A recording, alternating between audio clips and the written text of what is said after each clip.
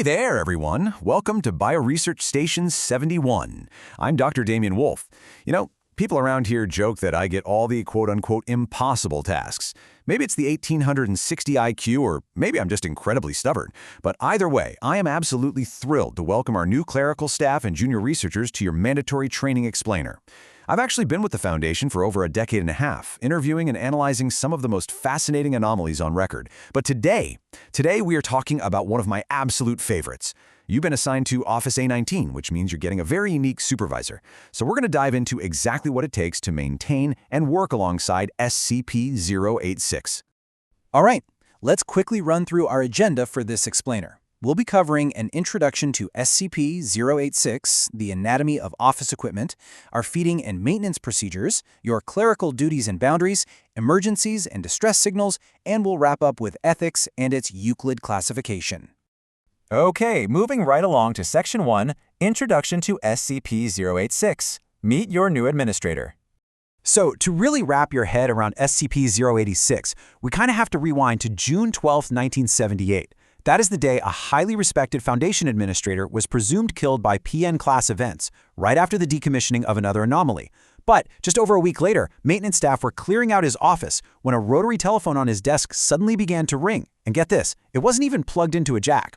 When Level 3 operatives answered it, the voice on the other end identified itself as the deceased doctor and immediately ordered the Foundation to revoke its own security clearance and report its anomalous existence to command. Now, if you were working under a traditional Foundation administrator, you'd expect a normal human being sitting at a desk, using human vocal cords to give you assignments. SCP-086, however, is the desk equipment.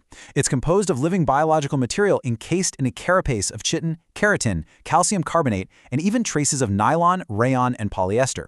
Oh, and it doesn't have vocal cords. It speaks to you, using an exact match of the late doctor's voice and accent, directly through the earpiece of the rotary phone. So, the absolutely crucial point here is that SCP-086 is what we call a sessile organism. Basically, it's a collective, conscious entity, but it is completely fixed in place. It literally cannot move its components independently.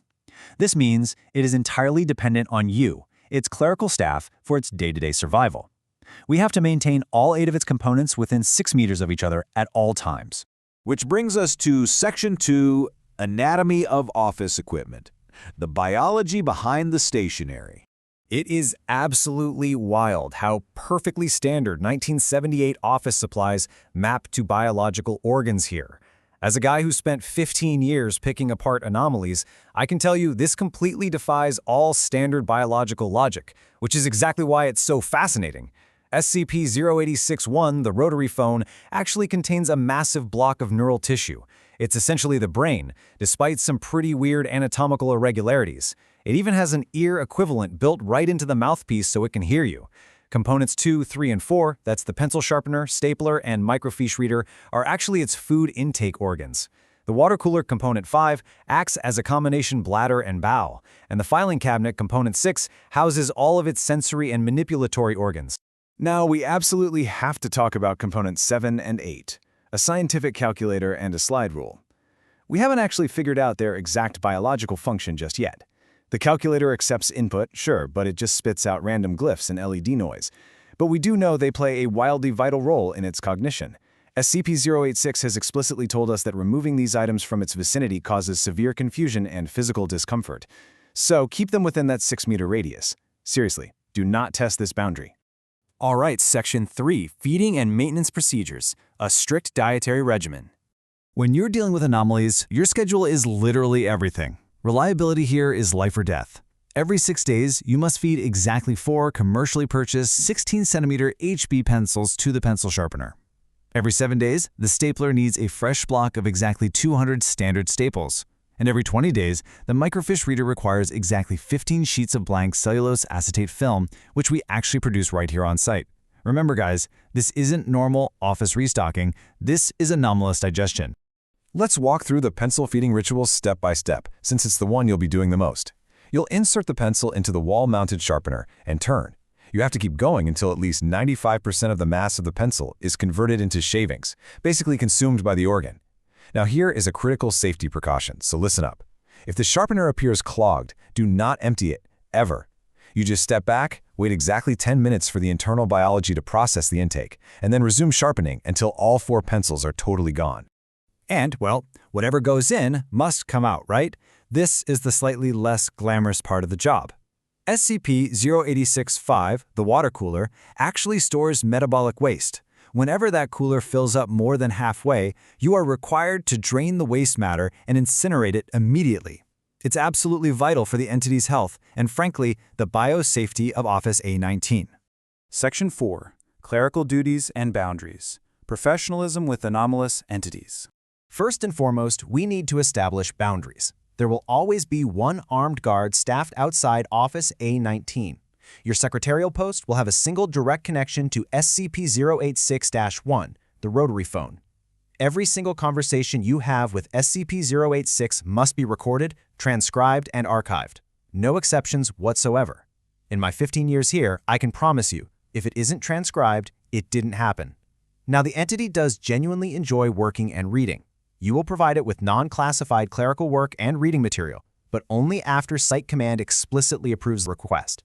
And if the entity submits any research proposals, which, trust me, it frequently does, those require approval from 205-level personnel. It might act exactly like our old colleague, but strict security protocols remain absolute. When you provide this approved clerical work, you literally just place the documents inside SCP-086-6, the filing cabinet. It is genuinely amazing to witness. The internal manipulatory organs take over completely. The cabinet can physically manipulate small items, it automatically turns pages to read, and it will even perfectly alphabetize your documents for you. Not a bad perk for a clerical job, huh? Moving on to Section 5. Emergencies and Distress Signals. Reading the rings. You know, SCP-086 is totally capable of ringing like a normal phone, but doing so gives it a massive headache. Because of that, you should never expect standard telephone rings. If you hear 2 rapid rings in succession, that just means the entity is awakening from sleep. But if you ever hear the phone ringing the Morse code pattern for SOS, the entity is in extreme distress. If you hear that SOS signal, you initiate emergency protocols immediately. And finally, Section 6. Ethics and Euclid Classification. The Metaphysics of Memory. This right here is where my background in psychology really gets fired up. The DNA analysis of the tissues inside SCP-086 actually proves they are partially of human origin. Furthermore, the entity has complete access to the late doctor's memories. Psychological testing even confirms a 100% match with his pre-existing profiles. But here is the brilliant and honestly tragic paradox. SCP-086 itself is self-aware enough to point out that we cannot actually confirm its true identity. It is openly suggested to us that it might just be an alien intelligence expertly posing as the Doctor, or maybe a sleeper persona that sincerely believes it is him. It possesses all his memories for sure, but does that actually make it him? Because it is a sapient entity with a highly anomalous metabolism, and because it contains the memories of a Level 4 administrator, SCP-086 actually requested that its classification be upgraded from Safe to Euclid. But Command denied the request. They explicitly stated there's no pressing reason to classify it as Euclid, keeping it entirely locked in as a safe object. It's a fascinating ethical dilemma, isn't it? We are keeping a highly intelligent, self-aware entity, one that just might be the literal reincarnation of our own colleague, permanently locked in an office as a safe object, feeding it pencils and incinerating its waste. So I'm going to leave you with this to ponder as you start your very first shift. If a consciousness is perfectly preserved, but the biological vessel is completely anomalous, what exactly are we containing? Welcome to the team, everyone. I know you are going to do a fantastic job in Office A19.